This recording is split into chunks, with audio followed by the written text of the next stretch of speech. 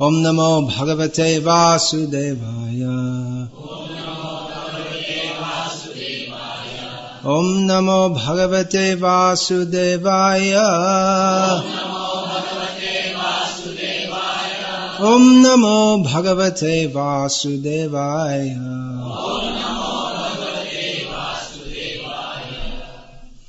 Yajgyatva nehabhuyo nyajgyatavyam avashishyate. So we're now going to hear about how you can know everything. There are many seminars given on self-improvement, how to increase your memory, how to be an effective leader, how to avoid paying your taxes. I don't know if they have seminars like that. Maybe they should have. Now we're going to have a seminar on how to know everything. How to be a genius. How to have more knowledge than Einstein, Galileo and Putin put together. That's what Krishna says. Yajgyatva nehabhuyo nyajgyatavyam avashishyate. By knowing which nothing else will remain to be known. Excuse me. Lord Krishna says makes a similar statement later on in Bhagavad-gita. Yomameva samudho janati purushottamam sasarvavid bhajate ma sarva bhavena bharata. He says that one who knows me without doubting, one who knows me to be the Supreme Personality of Godhead, he knows everything, and therefore he worships me in all respects. So, we see from these two verses which were just read, the process of how to know everything is described. And in the 15th chapter, the verse I just recited, Lord Krishna describes that it depends upon knowing Him, Krishna, to be supreme, without doubting. Sorry? Yeah. This knowledge, acquiring this knowledge depends upon knowing Krishna, without doubting that He is supreme. Now in the first verse that was just read now, this is the first verse of the 7th chapter, Lord Krishna says, Asangshayang samagrang mang yata gyasasi chachtrinu. Just hear from me how you can know about me free from all doubts. So generally we think we should know something and then we won't have any doubts about it. But here, Lord Krishna states that if we know this one point, that Krishna is supreme without doubting, then we can know everything else. So how can we know that Krishna is supreme without doubting? Well, even by applying simple logic, it's not a very difficult thing to do. If we study this world, we can see that there must be some purpose, there should be some controller. Hare Krishna. She knows everything. Yeah, it's actually natural for people to believe in God. At least, even if they don't have knowledge of who He is exactly, that there is God, it's very natural for people to believe this, to accept it. Most probably, most children growing up in big cities like Moscow, they think that food comes from a fridge. Food comes from a store, from a packet. But in normal, sane societies, which are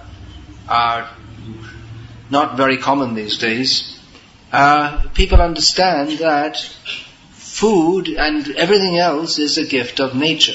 And there is a great power behind all of this. We think that, well, I earn the money to get the food. But in a normal, sane society, people understand that food and everything else is a gift of God.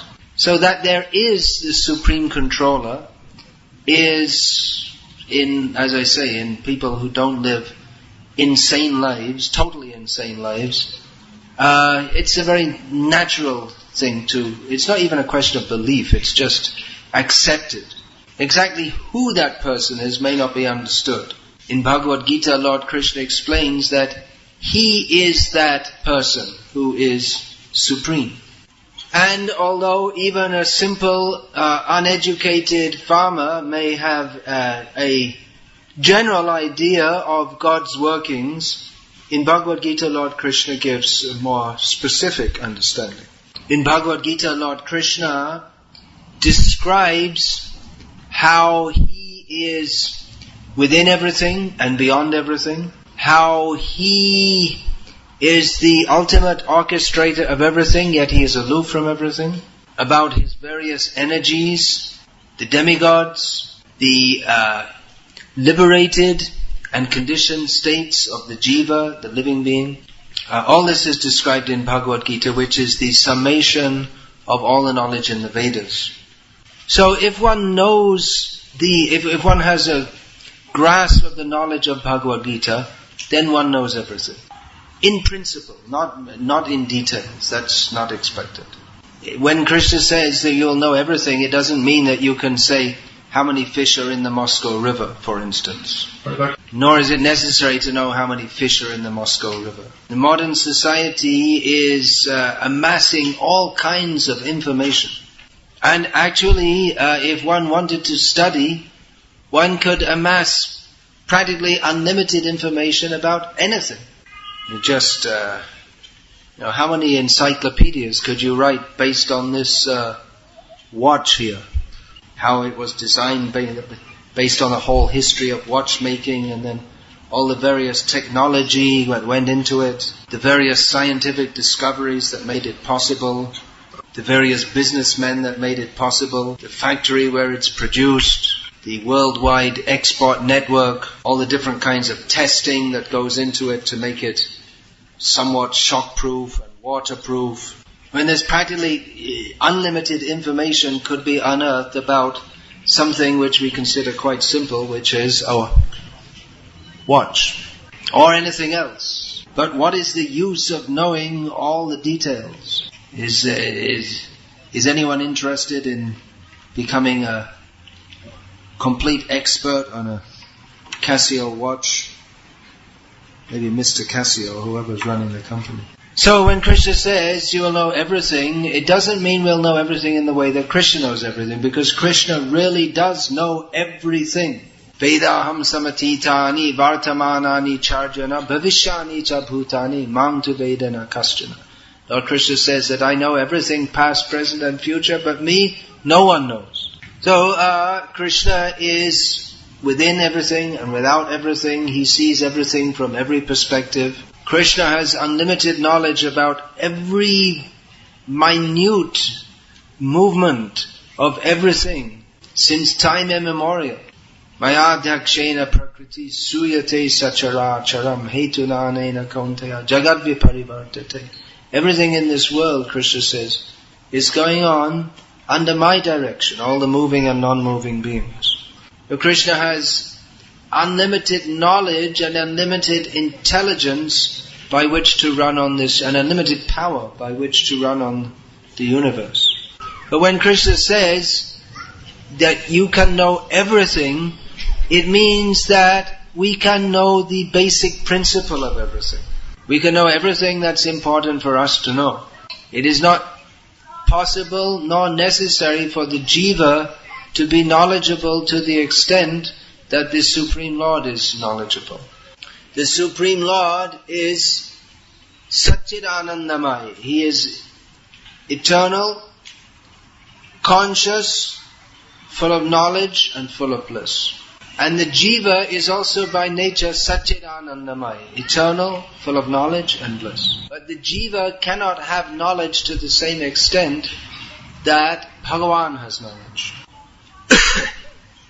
The knowledge because Bhagavan is unlimited, his knowledge is unlimited.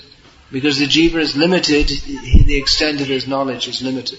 When Arjuna asked Krishna that, well, how is it that you were present many millions of years ago to speak to the sun god when we are both contemporaries? Lord Krishna told Arjuna, Bahuni me vyatitani janmani tavat charjana tani ahang veda sarvani natvang veda parantapa.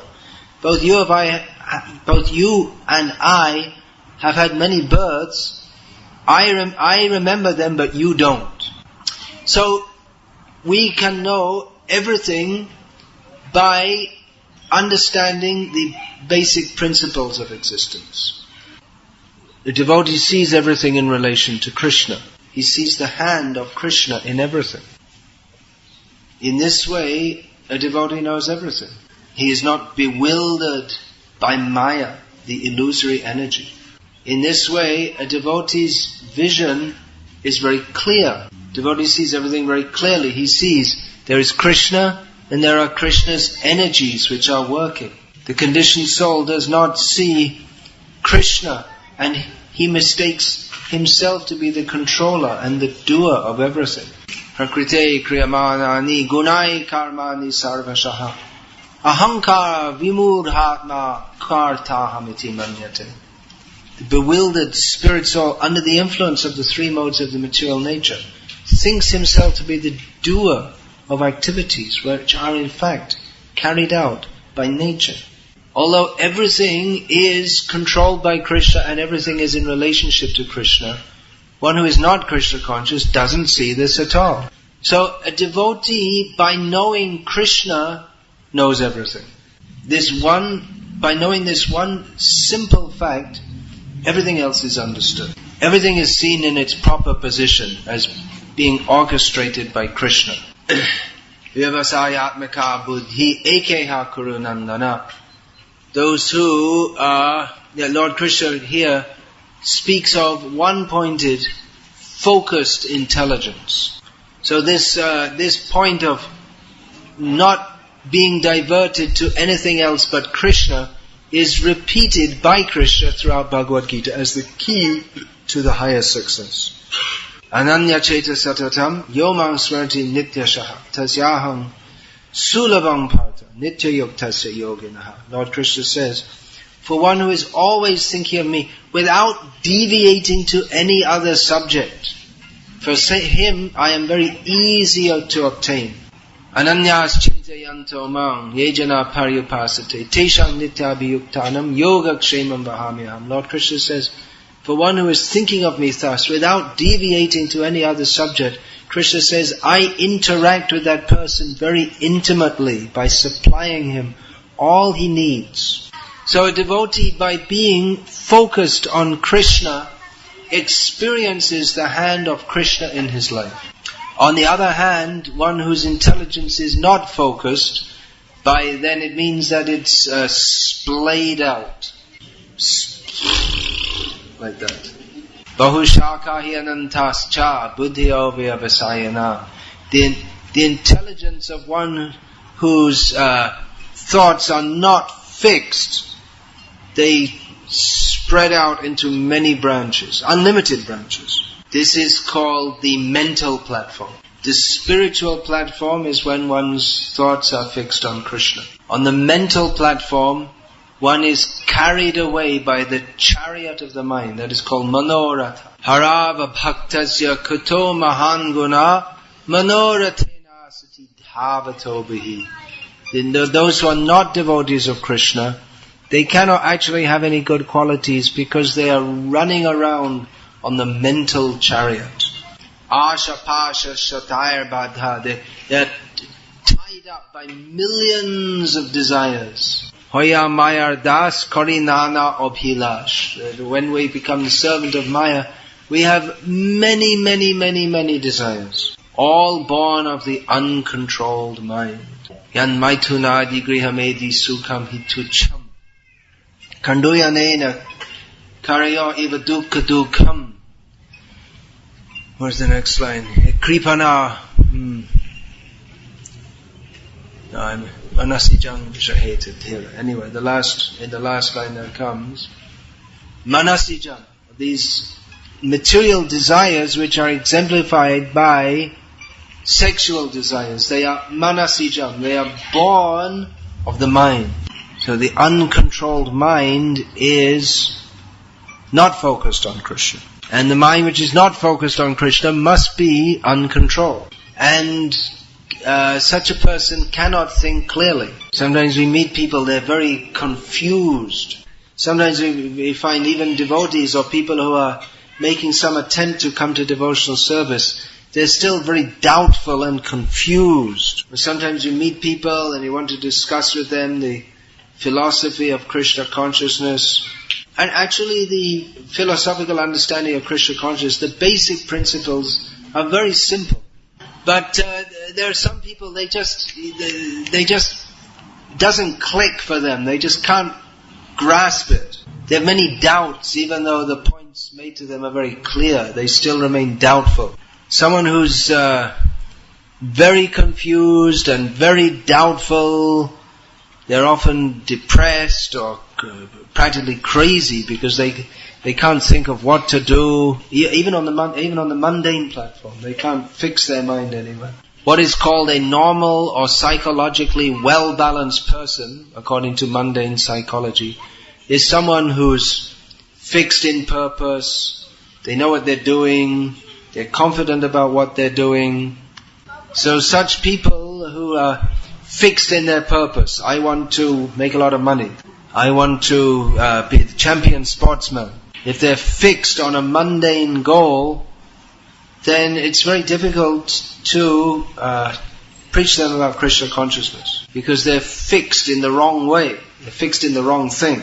So when people become somewhat disturbed and unconfident about achieving their goal, that may be a good time to introduce Krishna consciousness to them. Because people make a mental construct about what is reality. There was a song sung by the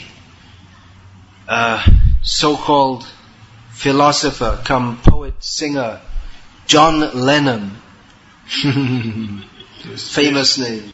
At least he considered himself a philosopher. He met with Prabhupada. Prabhupada wasn't very impressed with him at all, but he was considered a philosopher and leader of a whole generation. So I remember listening to a song of his. This was, of course, before I joined Srila Prabhupada's movement. I only listened to it once because it was John Lennon's statement of his understanding of reality. And it was such egoistic nonsense that I only listened to it once. Anyway, he went through the whole song singing, I don't believe in this, that and the other. I don't believe the Bible. Da da da da da da. Da da da da da da. I don't believe in Hitler. Da da da da da da. So he went on like this for about 20 minutes. One of the lines was, I don't believe in, he said, in Krishna. Rascal. Then he came to the conclusion of the song, I just believe in me. Yoko and me. Yoko is the name of his wife. That's reality. Shortly after that, Yoko divorced him. Anyway, he was a fool. He did some service to Srila Prabhupada, but he sounded very convinced. Materialists, they can be very convinced of the wrong thing. Actually, that song that John Lennon sang, it was almost right. It was right not to believe in Hitler and Mao Zedong and all this, but he should have just finished it off, I just believe in Krishna, then it would have been alright. Well, now John's shot dead a long time ago, and Yoko's probably dead or almost dead. And Krishna goes on. So it would have been better to believe in Krishna. But he was on the Manoratham, on the chariot of the mind, and running very fast on his chariot, very confidently in the wrong direction. So some people are very convinced of what they're doing, even though it's completely wrong. And some people aren't at all sure about what they're doing, but they understand that pretty much everything they're doing is wrong. But unless they know Krishna, whether they think they've got it right or whether they don't, or whether they are confused, they're actually all in Maya. They're all in illusion. Just like the chronic doubter, you can't always doubt, well, is this right, or that is, how we accept Krishna, or you can never convince them. But it's not the doubt, it's not the intellectual problem, it's their own mind. They just can't fix their mind at all. Pishachi paile jena moti channa hoy maya grasta jibe hoy she bhavudoy. One who is captured by Maya becomes like a person haunted by a ghost. Crazy. There are several verses in Shastra which they just in one verse they summarize the whole of human history. That's a big subject, isn't it? The whole of human history. And there's so many different civilizations all over the world. Well, the whole of the human history all over the world, that's a very big subject. What about Russian history? There was the early kingdoms, and then later on I don't know actually, so I have to bluff my way. Where was the first capital? It was near, the first capital was Kiev. You see, now I know. Huh? Yeah, the early dukes or whatever they were in Kiev and Vladimir, and then later on the capital was, it alternated between Petersburg and Moscow. It was in Petersburg, it came later. Petersburg was constructed by Peter the Great. Peter the Great, yeah. Then they brought in French as the court language, was it? And then there were so many great writers and musicians. Dostoevsky is famous among intellectuals in the West as the father of the modern novel or intellectual life of the 20th century. He's considered a great intellectual figure. And then how the excesses of the Tsars against the citizens were replaced by the excesses of the Bolsheviks, and from Rasputin to Putin. It wasn't meant to be a joke. I don't want to get locked up here. It wasn't meant to be a joke. I don't want to get myself locked up. Anyway, it's a very big subject, but it can be summed up with one verse from Shastra, which was spoken a long time, even before the first capital was established in Kiev. Matena Krishne paratasvato va mito bibhadyeta griha pratana madanta gobhir vishatanta misram punah charavita charavananam. Materialistic people are not going to be attracted to Krishna. It's as if they've made a vow never to be Krishna conscious, neither by their own mental speculation, nor by combinedly discussing and trying to understand various matters, will they ever come to an actual understanding of reality. Who is Krishna? Because they're determined to enjoy their senses and enter into hell and go on chewing the chewed, material enjoyment. So this is the whole history of the material world. All this science, military conquests, intellectual activities, it all can be subsumed within the description of this verse. Even if people think that they think clearly, their thinking is clouded because they don't see Krishna. The only really important subject, they totally miss it. And thus they give importance to unimportant things. This area is called Dinamo, is it? Something like, how is it said in Russian? Dinamo. Dinamo. We're in Dinamo area, named after the football stadium or the football team. Okay. So football is considered very important, and they talk about a very important game is about to be played. There's nothing important about any game of football, but they have ascribed importance to it. There is no inherent importance to it. There's a group of people running around, and they invented some rules that if the ball goes in between this post, then it's called a goal. And based on this, there's a group of people running around after a ball, and another group of people cheering them. But it only has importance because we have decided that we think it's important. We want Dynamo football team to win, or we want them to lose, or whatever. So like that, everything in existence, it has no inherent meaning without understanding Krishna. Without understanding Krishna, everything is meaningless. So however learned one may be, however great a philosopher one may be, without understanding Krishna, one is in complete ignorance. One cannot think clearly or understand anything properly unless we understand the background of everything, who is Krishna. But no one sees Krishna. We are in the world of illusion.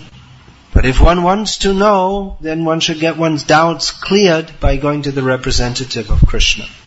Unless we see Krishna's hand in everything, that means that we are not thinking clearly, we are not seeing clearly. In Bhagavad-gita, Lord Krishna speaks of raga, bhaya, krodha, attachment, fear and anger. Vita raga, bhaya, krodha, stita dhir muni ruchyate. One who is free from these is considered a thinker whose intelligence is fixed. So people who cannot understand Krishna, it's because they are covered by this attachment, fear and anger. They see everything in terms of their own misconceptions. If one is attached, that means he's very materialistic. Or bhaya, if one is full of fear of personal existence, then he becomes an impersonalist. He's afraid to surrender to Krishna. He may have put his faith somewhere and got cheated, and then he doesn't want to put his faith anywhere. He's afraid. Or krodha, an attitude of anger. He becomes angry at God, or he becomes an atheist. No, I don't believe in God. He hates the idea of God. Or someone can become apparently, with krodha, one can become apparently believing in God, but in a fanatical way.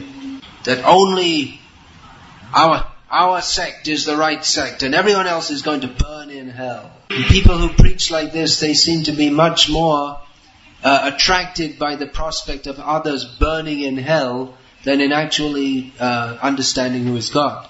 Isn't it? You meet people like that and all they can talk about is burn in hell, burn in hell, burn in hell. You know, they never think that God might be actually very kind and loving and sweet and beautiful. But if you try to tell them about Krishna, who's very kind and loving and sweet and beautiful, all they can say is that you're going to burn in hell. So by the understanding, yang vapi swaram bhavam tyajam te kalevrang tang tame vaite kontaya sadata bhava bhavita, that we get the body according to our consciousness at the time of death. If they're thinking at the time of death, burn in hell, burn in hell, burn in hell, I wonder where they're going to go. So, to understand everything is not our goal. We only want to understand Krishna. But Krishna is everything. Everything is in relationship with Krishna. Everything is understood by understanding Krishna.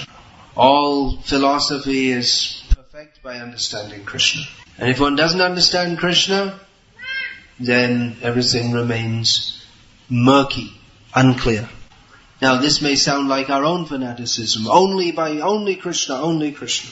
Well, actually it's true that in Bhagavad-gita there is more clear knowledge of the nature of the Supreme Lord, God, than in the other, what are called the great scriptures of the world. And that's a fact. I mean, we're not fanatically saying that, but even if one neutrally studies, one can understand that there's actually more knowledge about the nature of God in Bhagavad-gita, what to speak of Srimad Bhagavatam, than all the other, what are called the great scriptures of the world. So, to recognize that there is Supreme God, even without much developed knowledge, well, that's better than being an outright atheist. But actually to understand God as He is, we have to understand who He is. He is Krishna. God means great. Every religious or every theistic system will accept God is great. There's no meaning to God unless He's great. But as Srila Prabhupada would say, it's not enough to simply to say that God is great, but we have to know how He is great. If we simply say God is great, but we don't know how He is great, then it's like talking an empty slogan. Just like we might say that, I don't know. Someone could say that Who's great in the world today at anything? Who's a great chess player? Any great chess player? Who's the great chess players? All right, let's say Putin is great. All right. Well, as long as he's in power, it's not dangerous. I'll be out of the country before he's out of power. Okay, all right. Putin is great. So, well, there might be someone living on the, St. Kitts, which is an island in the West Indies, who's never heard of Mr. Putin. West Indies, which is somewhere vaguely near America.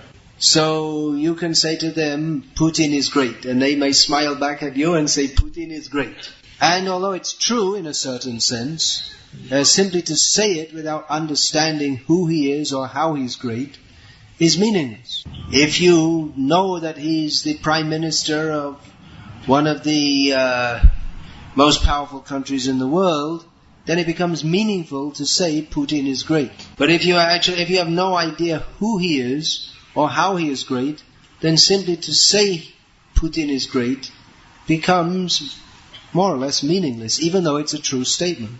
So to say God is great is true, but if we don't know how he is great or who he is, then it becomes like a kind of slogan which doesn't really help us to appreciate him at all. Therefore, we should understand Krishna through Bhagavad-gita to understand how he is great. As Lord Krishna states herein, Jnanam teham savijnanam idam vakshyami asheshataha nyajgyatva nyehabhuho nyajgyatavyam avashishyate. I shall now declare unto you all knowledge about spiritual existence and material existence, by knowing which there shall be nothing more remaining to be known. Please turn off your cell phone. This is described in Bhagavad-gita. This is the subject of Bhagavad-gita. To know Krishna is to love him. But we have to know him not just as a sentiment. We have to know him not just as sentimentally saying Hare Krishna. No, this is the difference that by understanding Bhagavad-gita, it will make the difference in our life. That although we may amass great amounts of information in our brains, it won't be of any use to us unless we understand the background of everything who is Krishna. We will, even though we see everything in the world going on, we won't understand anything properly unless we understand it in relation to Krishna. But if we understand Krishna, then we understand everything, because Krishna is orchestrating everything. So that is to be understood through Bhagavad-gita. Therefore Krishna speaks Bhagavad-gita. We have to understand all the basic points about Krishna. Understanding from Shastra through the Parampara system. That what is there to be understood? Well, first of all, it should be understood how he is to be understood. Yes. We have to understand Krishna through Guru, Sadhu and Shastra. Amnaya Praha Tattva. That there is the Supreme Lord, and that is Krishna. Hare Eva Eha Paramam. Scientists have analyzed that everything is energy. All matter ultimately comes to energy. But what is the ultimate source of that energy? That is Krishna. Sarva Shaktim. But this scientific analysis of energy being everything, that doesn't explain why we have desires, likes, dislikes, love, hate and so on. Emotions. So Krishna is Rasabdim, he is an ocean of rasa. Raso Vaisaha, he is rasa. Akhila Rasamrita Murti, he is the very form of all rasa. So rasa, the subject of rasa, subsumes all desires, all emotions, all motives. Everything is energy, but the spiritual energy is rasamai, full of rasa. Tadvibinang sang sajivam, and to understand Krishna also means to understand that there are his separated parts and parcels who are called the jivas, who can be either bound up, conditioned in this material world, or freed from Maya. Everything has an inconceivable oneness with and difference from the Supreme Lord. He is to be understood or approached. Krishna can be approached through the process of pure devotional service. And the ultimate goal is to love Him. So there's 10 points which I just mentioned, which is the summary of all knowledge. So now you know everything. Actually you already did, but we're just summarizing it all. Yeah, so actually if we have this one book, Bhagavad-gita, we know everything. Ekam Shastram Devaki Putram Ekam. This one Shastra is required. Devaki Putram Eva. That which is sung by Devaki Putra, Krishna, the Supreme Lord. Bhagavad-gita. Devotees, they should know everything. They should be very clear in understanding Krishna is supreme. Not with the conviction of the foolish materialist whose mind is set on making $1 million. Which isn't very much these days. Let's say $1 billion. Nor with the fanatical conviction of a religious fanatic. But with the knowledge which Krishna gives in Bhagavad-gita, a devotee is convinced that Krishna is supreme. And he's convinced that to give this knowledge of Bhagavad-gita by understanding the knowledge of Bhagavad-gita, he's convinced that this knowledge is required for every living being in the universe. And one who is thus convinced goes out like Ambarish Prabhu day after day, year after year, distributing this Bhagavad-gita for the benefit of human society. Yeah, one person who's understood Bhagavad-gita, definitely. If we understand this, then we want to distribute this to others. Here, the devotee with the webcam, we can embarrass Ambarish Prabhu a little more by putting the webcam on him so that others can, in different parts of wherever they may be, can have darshan of this devotee who day after day, year after year, for so many years has been distributing so many of Srila Prabhupada's books.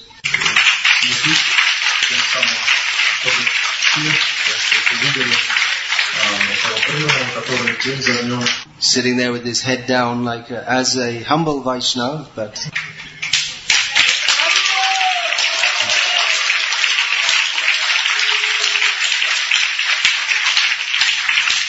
so let us all try to understand Krishna through Bhagavad-gita, through the parampara process, and distribute this knowledge for the benefit of human society. Hare Krishna.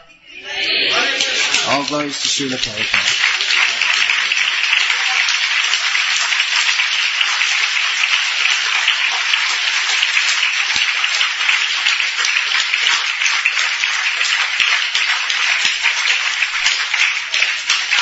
It's exciting to know everything, huh? Any question about this? That kirtan, when I came in, if I'd have closed my eyes, I could have thought I was in Vrindavan with Indra. It was just like almost exactly the same. There was one little difference. It sounded just like Indra's voice, except his voice, after years and years and years of singing, has become somewhat hoarse, whereas who was singing just now is quite young, so he is yet to become hoarse. So if your voice becomes worn out by chanting Hare Krishna, that's the perfection of singing.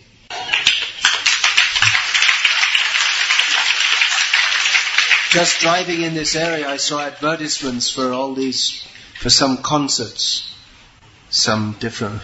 I only knew the name of one of them, Madonna, and there was someone else called Peter Doherty, never heard of him before. There were some other people I'd never heard of. Anyway, I guess they must be famous. Is he famous, Peter Doherty? Ever heard of him? I never heard of him either. Someone must have heard of him. Anyway, you don't have to be a famous singer. Just chant Hare Krishna. Krishna will like you. We have our own concerts. Yeah, does anyone have any question, please? Yeah, so... Is this mic working? You're going to speak into the mic? Okay. Then speak and then you can... Можете сказать несколько слов о своей новой книге, и как родилась идея взяться за свой тяжелый труд, и о самой важной или интересной вещи, с которой вы столкнулись во время работы, общаясь с учениками сеансарских или анализируя жизнь в учении? Will you tell a few words about your new book? So what, like the history of writing this book, what was the most important or memorable event while meeting different disciples. My new book about Bhaktisiddhanta Saraswati. Yeah. Does it need to be repeated? No, the question is heard by everyone. Yeah, it's, Talking about, well, I could write a book about how I wrote the book. Oh, I don't know, it's a big subject. Anyway, I guess the main thing was, I just kept on going. That was the main thing. It was like 25 years in the making. 85, wait a minute, 85, yeah, 24 years. Keep on going. Keep on going. That was the... At least I don't have to tell people it's just now coming. I got over that one. People always ask me, when is it coming? It wasn't possible without the help of many devotees, including financial contributions, which also helps. All kinds. How to get freedom. Well, if I knew, I could tell you. What have we got to be proud about? If I just consider how completely insignificant I am, then there's no reason to be proud. That's all. Okay, so we'll finish. On time. One more question. Can you tell about the importance of attentively chanting Mahamantra? Hare Krishna Mahamantra is Krishna. If we chant attentively, Krishna will be pleased. If we don't, then we won't get the full benefit. So anything we do, we should do as well as possible. We should do properly, especially everything we do for Krishna. So everything we should do with heart and soul.